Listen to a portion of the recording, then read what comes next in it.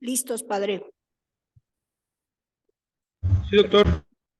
Perfecto, pues vamos a continuar aquí.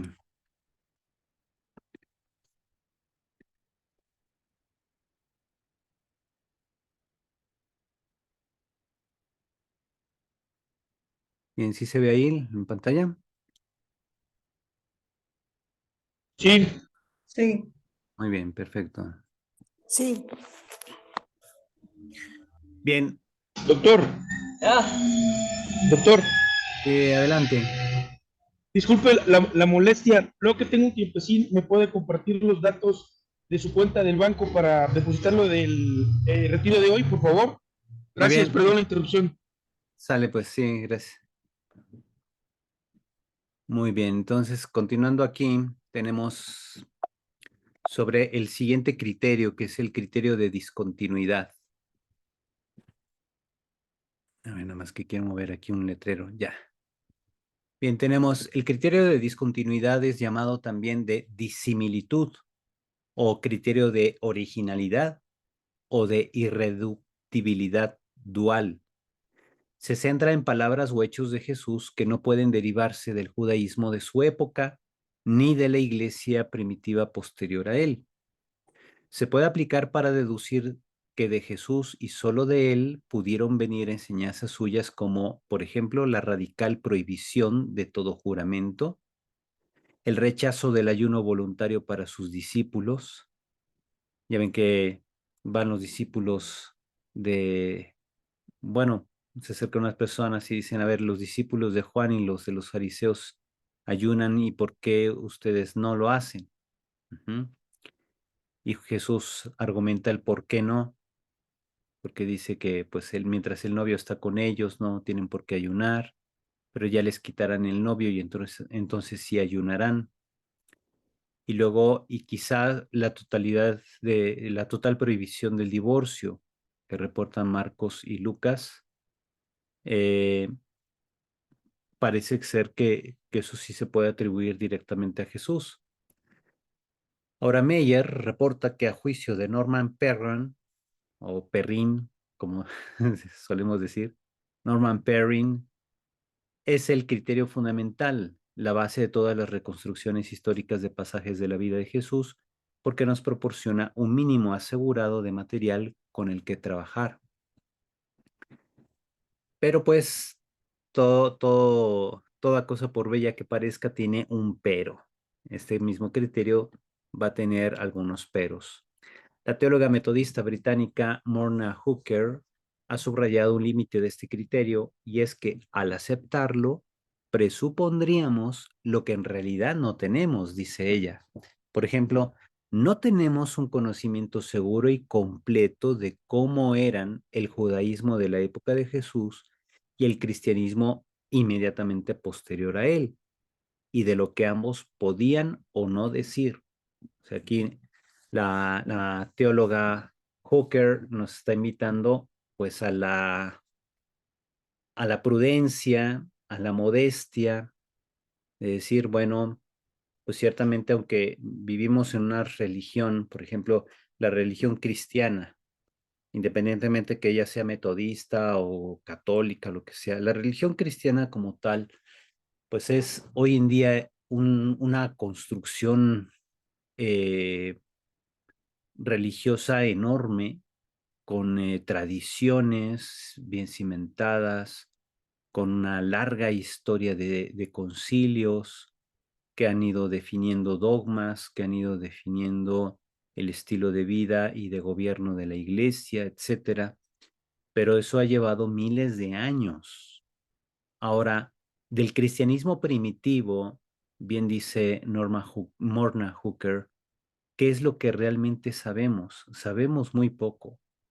En comparación a todo lo que sabemos del cristianismo posterior, donde ya hay documentación, teólogos, obras concretas de teólogos que se han definido, dogmas, se han definido también enseñanzas definitivas de la iglesia, aunque no sean dogmas, se han definido el derecho canónico mismo, etcétera.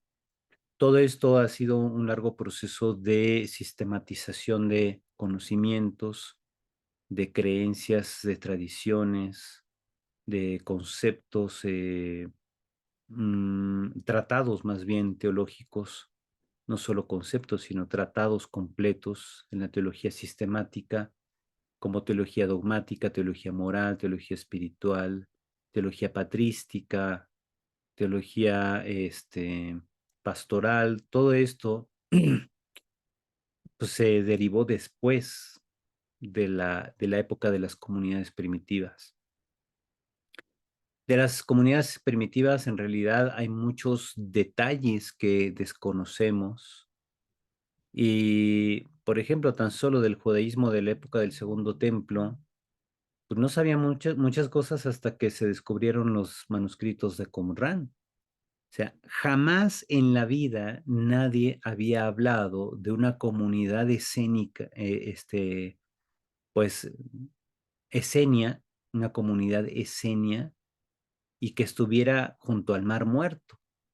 Nunca se supo nada de eso en toda la Edad Antigua, toda la Edad Media, todo el desarrollo del cristianismo de la época del Renacimiento, de la época moderna, contemporánea. Jamás nadie había oído hablar de ellos hasta que un escuincle que supuestamente andaba buscando una cabra encontró la cueva y allí se hizo toda una historia que es propia de película, ¿verdad? Que ya aquí don José Quesada también ha visto mucho al respecto porque es muy interesante todo esto que gira en torno a la comunidad de Qumrán y cómo con el hallazgo de esos documentos, que al principio era una cueva, actualmente son 11 cuevas donde han sido encontrados más de 7,000 fragmentos de manuscritos de la biblioteca de Qumrán, de cómo estos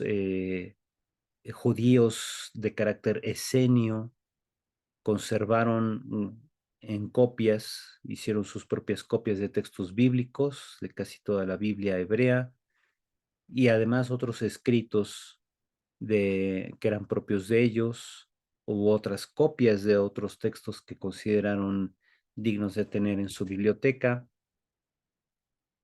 y que gracias a los descubrimientos pudimos saber de ellos, que fue un grupo que prevaleció prácticamente 200 años, que fueron fundados en torno al 135 y 135 antes de Cristo y que fueron desaparecidos por los romanos más o menos entre el 68 y 69 de la era cristiana.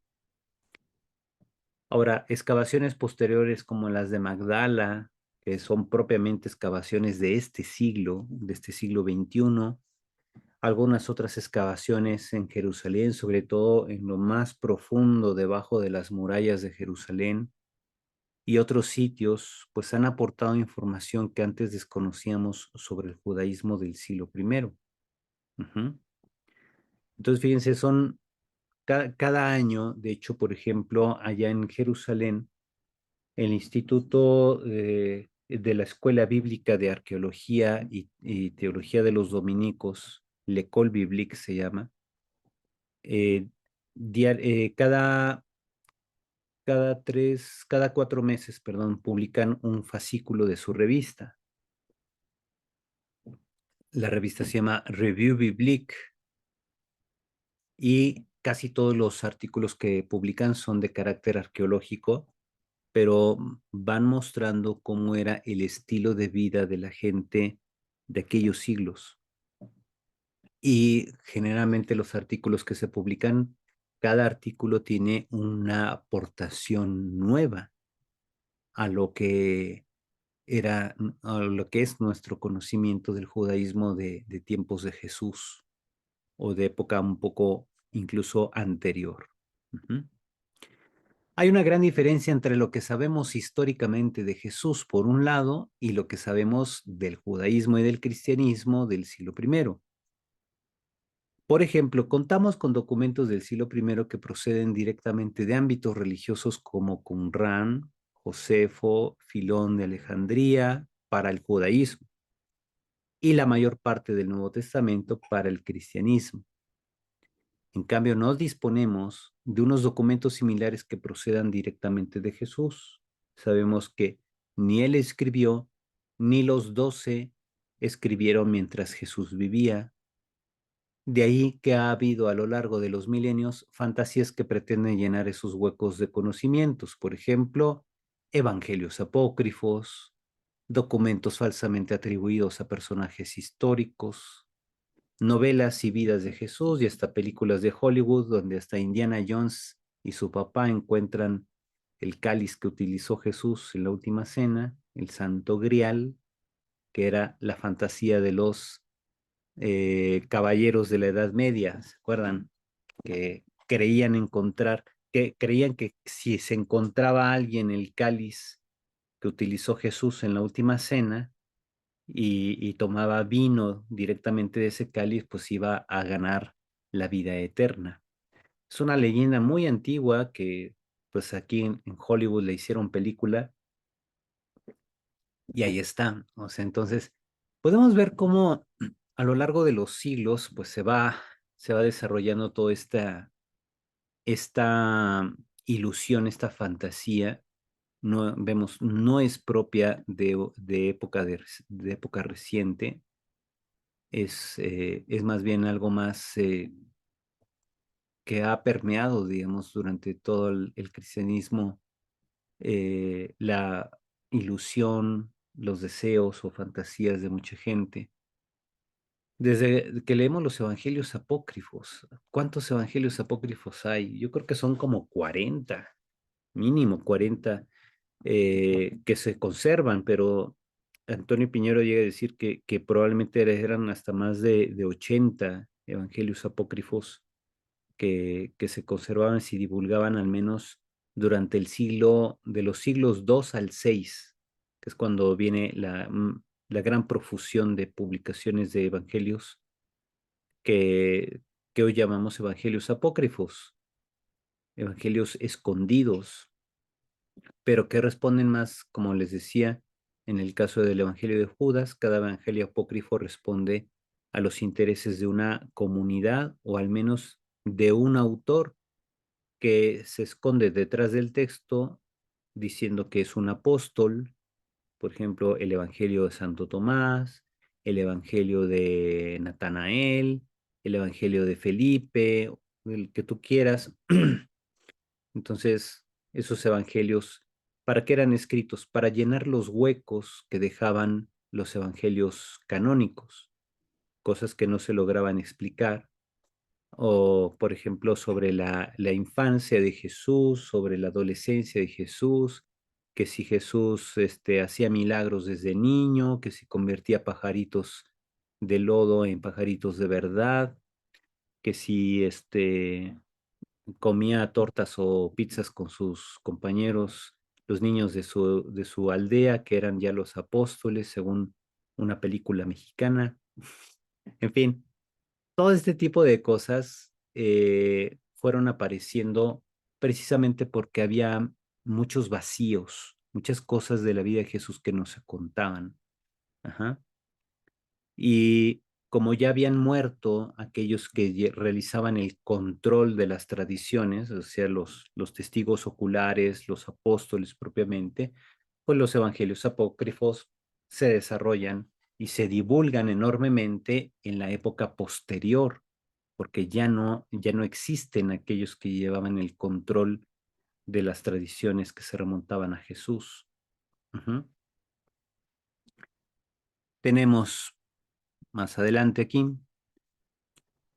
Morna Hooker, como también ha hecho previamente la Iglesia Católica, ¿verdad? Para que no se repita, confirma que los resultados de las investigaciones que tenemos sobre el título Hijo del Hombre, atribuido a Jesús por los evangelistas y otros hagiógrafos del Nuevo Testamento, presuponen que sabemos algo cierto sobre el judaísmo y el cristianismo primitivo. Ajá. Por ejemplo, esto ha sido un tema de debate. Si Jesús decía que él era el Hijo del Hombre, o si más bien los evangelistas le atribuyeron el título y pusieron en labios de Jesús el Hijo del Hombre, pues sea como sea, es algo que se remonta al siglo I. Esta identificación de Jesús con el Hijo del Hombre refleja, por un lado, la conciencia mesiánica de Jesús en la mente de las comunidades primitivas, que puede atribuirse a la persona de Jesús o puede que no, no lo sabemos, pero claramente si se divulgó en la época en que existían estos filtros de control, pues es muy probable que este título, el Hijo del Hombre, se lo atribuyera a Jesús a sí mismo por considerarse él el elegido de Dios por el bautismo, o sea, a partir de la experiencia del bautismo, él tuvo esa conciencia plena, como afirma Santiago Guijarro o Rafael Aguirre, de que él era el Hijo enviado por el Padre y que además, como verdadero hombre, le correspondía a él hacer presente el reino de Dios. El tema del reino de Dios claramente es retrotraíble al mismo Jesús. Él anunció constantemente el reino de Dios y por tanto pensar que él se autoproclamara el Hijo del Hombre no sería nada extraño. Ajá. Entonces, es atribuible a Jesús o a los evangelistas. Ese es el punto de debate actual, pero de todos modos se entendería muy bien que Jesús se lo atribuyera a sí mismo, aludiendo a Daniel 7:13, a ese hijo de hombre que viene entre las nubes del cielo, en razón de que Jesús insistió mucho en que por medio de él el reino de Dios se haría presente. Y eso coincide exactamente con lo que viene en el libro de Daniel. Uh-huh. De este modo, tampoco es que no sepamos nada sobre el judaísmo de tiempos del Segundo Templo. Entonces, Morna Hooker dice, sí, nos falta mucho por saber, pero al menos lo que sabemos, lo sabemos con certeza. Lo que sabemos sobre el judaísmo de tiempos del Segundo Templo, que va desde Zorobabel hasta el año 70 después de Cristo. Recordemos, Zorobabel es del 538 antes de Cristo. Todo eso es la época del Segundo Templo, que tuvo diversas subetapas. Ajá. Una etapa antigua, después la etapa intermedia, que podría ser, por ejemplo, en tiempos de los macabeos, donde ya se desarrolla incluso la época de la apocalíptica judía. Después viene la época de Jesús, durante el tiempo de la presencia de los romanos, hasta la destrucción del templo en el 70. Todo eso es el judaísmo de tiempos del Segundo Templo, que tuvo muchas variantes el judaísmo en todos esos siglos. Basta ver entonces el documento La verdad histórica en los evangelios de la Pontificia Comisión Bíblica, publicado en 1964. Yo lo tengo en archivo PDF, se los puedo enviar para que ustedes lo puedan ver y leer y puedan ver cómo ya desde el 64 la Pontificia Comisión Bíblica enfatizaba que en el trasfondo de los evangelios hay una verdad histórica para reafirmar pues que no creemos en mitos y leyendas. Ajá. Sí, don José tenía levantada la mano. Adelante. Sí, perdón, es que ya te seguiste. Nada más comentar que en lo del título del Hijo del Hombre, como dijiste, hay diferentes criterios. Según Piñero y sus investigaciones, es un dicho que se utilizaba en la época de los judíos, Ujú, considerarse, o sea, como como hoy decimos, una persona, un hombre, este individuo, o ujú, sea, se podía hacer ese alusión, ser hijo de hombre, como decir, soy ujú, un hombre, una persona. Esa es ujú. la versión de Piñero, ¿no? Entonces veo que contrasta con lo que tanto concluyen Santiago Guijarro como Rafael Aguirre. Sí, o sea, es que es una forma, era una forma común de decir cuando se refieren entre ellos, ¿no? Pues que hay un hombre ahí, pues es un hijo de hombre. Ajá. Sí, es una forma normal, pero de todos modos, aún, por ejemplo, Javier Picasa también cuando utiliza la expresión hijo de hombre en su comentario al Apocalipsis, él prefiere utilizar hijo de humano, precisamente para referir que había gente comúnmente que utilizaba esa expresión. Sin embargo, cuando uno va comparando ahí los dichos de Jesús en relación con el reino que él enfatiza, que está instaurando, y que el tema del reino es un tema que no se puede atribuir directamente a la comunidad primitiva, sino que da razón de incluso hasta de la muerte de Jesús, la insistencia del tema del reino de Dios, y que Jesús es el hijo del rey o el rey mismo de ese reino, y que se convierte en una de las causas de acusación ante Pilato de que Jesús se hace llamar el rey de los judíos. Eh, Todo esto va mostrando que el título Hijo del Hombre no es tan inocente como parece, no es una simple expresión hijo de humano, sino que Jesús le está dando una connotación claramente escatológica. Ajá. Y por eso les digo, o sea, el debate sigue abierto sobre, por ejemplo, qué significa hijo de hombre, si es solamente un fulano o es el hombre escatológico anunciado en Daniel 7, pero si uno quisiera verlo solamente así como dice Piñero, como un fulano, un humano más, entonces, ¿por qué la insistencia de Jesús en mostrarse él mismo como el agente que hace presente el reino de Dios? ¿De dónde sacaría esa idea? Sería una idea completamente desfasada si el Hijo del Hombre no tuviera una connotación escatológica. Ujú. Y por eso, pues yo creo mientras tengamos vida, el debate seguirá abierto. Yo creo que sí hay elementos suficientes para argumentar que el título Hijo del Hombre, como se presenta en los evangelios y que muestran una clara connotación escatológica en relación a Daniel 7, sí pudiera atribuirse al Jesús de la historia, como aquel que a partir de la experiencia personal, muy personal de él en el bautismo, tuvo la claridad de su misión de ser aquel que haría presente el reino de Dios. Y por eso tomó esas opciones tan radicales y enfrentó incluso la posibilidad del martirio con entereza. O sea, en ningún momento se echa para atrás, ni siquiera negocia su muerte. Deja que llegue, que acontezca y enfrenta su propia muerte como un servicio para la llegada de ese reino. O sea, eso incluso, pues, el general de los especialistas que analizan aspectos históricos de la vida de Jesús, todos concuerdan en que Jesús ofrece su vida como un servicio para la instauración del reino. ¿Por qué?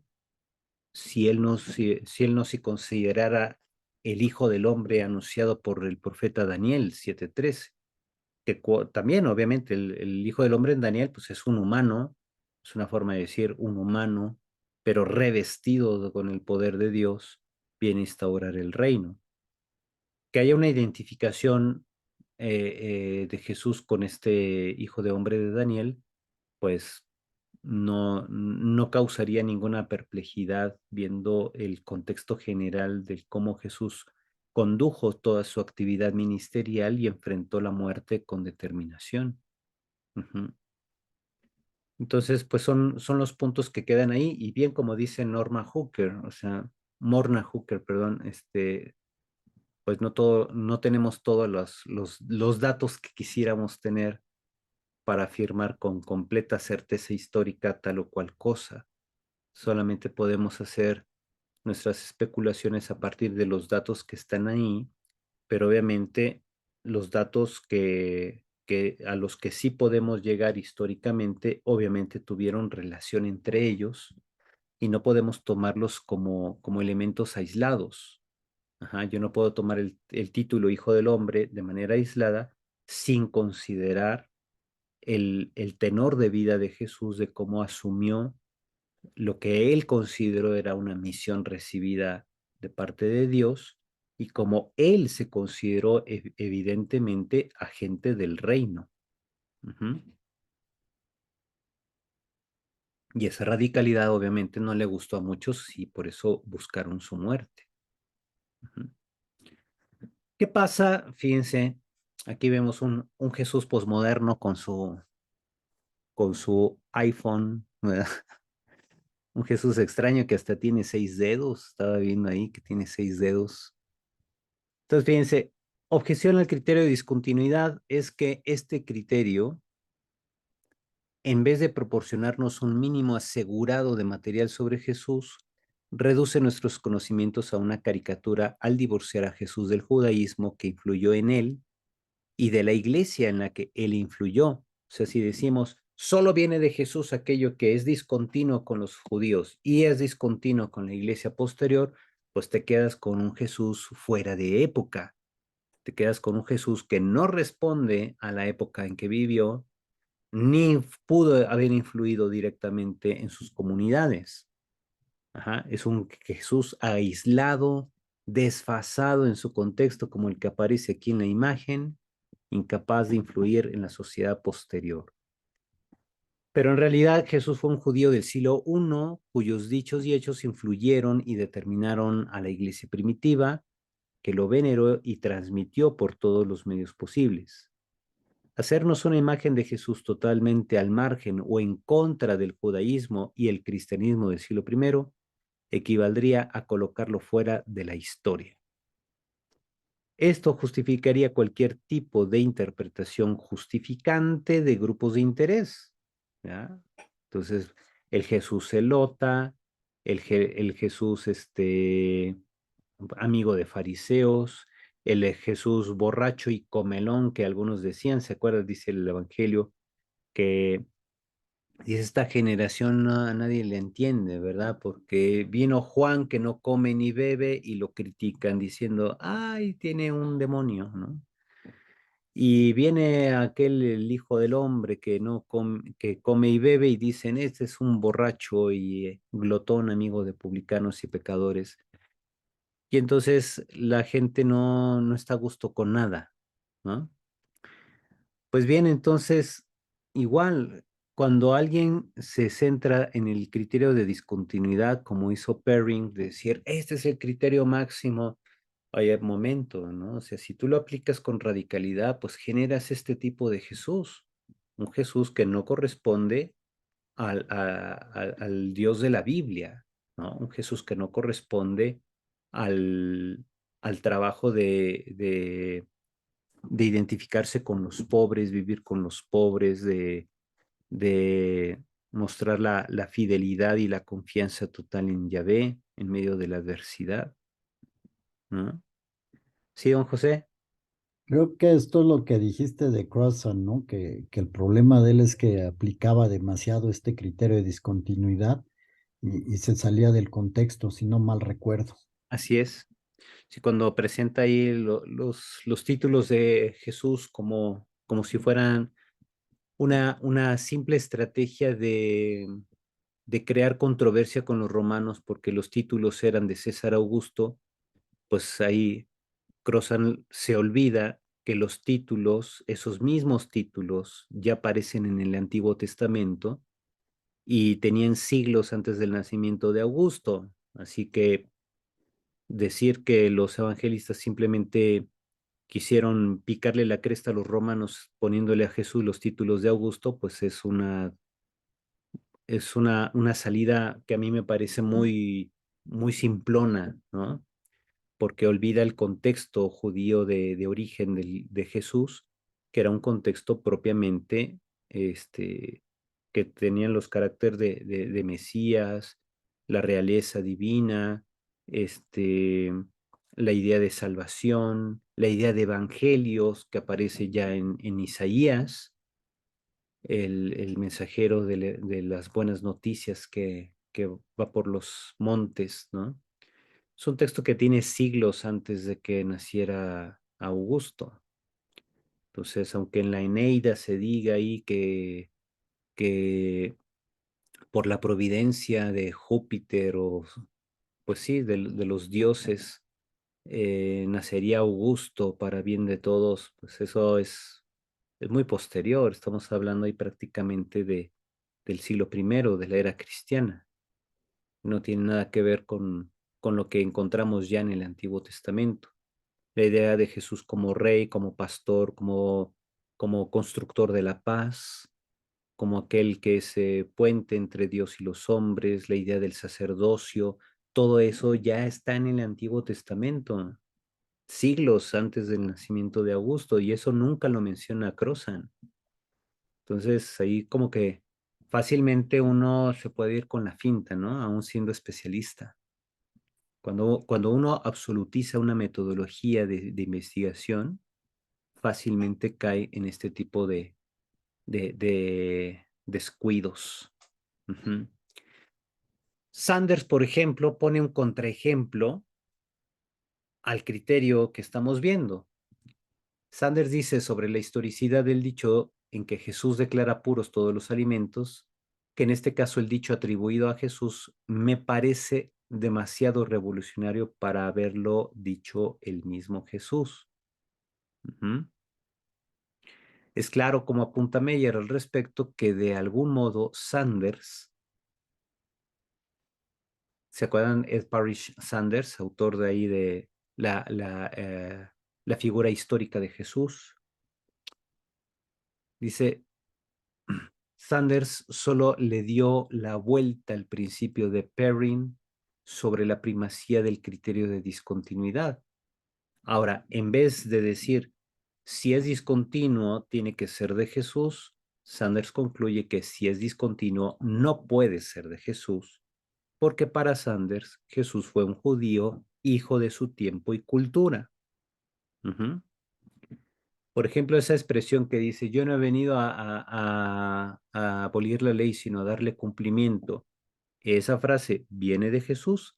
Sanders dice que sí, porque responde exactamente a la imagen del Jesús judío que él enfatiza en Jesús y el judaísmo, y después en su otra obra, que es la figura histórica de Jesús. Pero Perrin, si aplica de modo exclusivo el criterio de discontinuidad, diría que no, que esa frase no puede ser atribuida a Jesús porque es una frase que sirve como apología a la ley judía. Y entonces diría Perrin, pues esa frase más bien refleja el interés de aquellos judíos que han aceptado a Jesús como Señor, que lo aceptaron porque vieron o porque más bien ponen en labios de él esa frase porque consideran que Jesús era un judío. La frase que dice Jesús a la samaritana, te digo mujer, la salvación viene de los judíos, ¿es frase de Jesús? ¿Es frase de los judíos que se hicieron cristianos y que Juan reporta en su evangelio para no crear controversias con otros grupos internos? ¿O es una frase judía? Bueno, sí, es una frase, o es una frase judía o es una frase de la iglesia primitiva que se inventa para que no hubiera problemas entre cristianos provenientes del judaísmo con cristianos provenientes del paganismo. ¿Verdad? O sea, ese tipo de situaciones son las que se dan, por ejemplo, así en encuentros de biblistas, como las que ocurren cada año también en la Sociedad de Literatura Bíblica, la SBL en Estados Unidos, la Society of Biblical Literature. Ahí, por ejemplo, se dan mucho este tipo de debates de minucias, de si tal frase puede venir o no de Jesús por criterio de discontinuidad o no. Entonces, bueno, Meyer nos va a recordar, nunca ningún criterio debe aplicarse de manera aislada, ni el de dificultad, ni el de discontinuidad, ni los criterios que están por venir, sino siempre en conjunto. Estos criterios se tienen que aplicar en conjunto en lo más que se pueda para llegar al menos a una probabilidad considerable de decir si tal expresión o tal relato o discurso más bien completo viene de Jesús o no. Algunas sugerencias prácticas para aplicar el criterio de discontinuidad. Miren, son 10:53, nos toca el descanso largo, vamos a tomarnos los 20 minutos y entramos a las 11:23, ¿ok? Dado que en la primera Gracias, hora doctor. dimos un poco más y ahorita sí lo hacemos un poco más breve, pero vamos a continuarle y tratar de darle velocidad, ¿sale? Ahorita nos vemos. Gracias.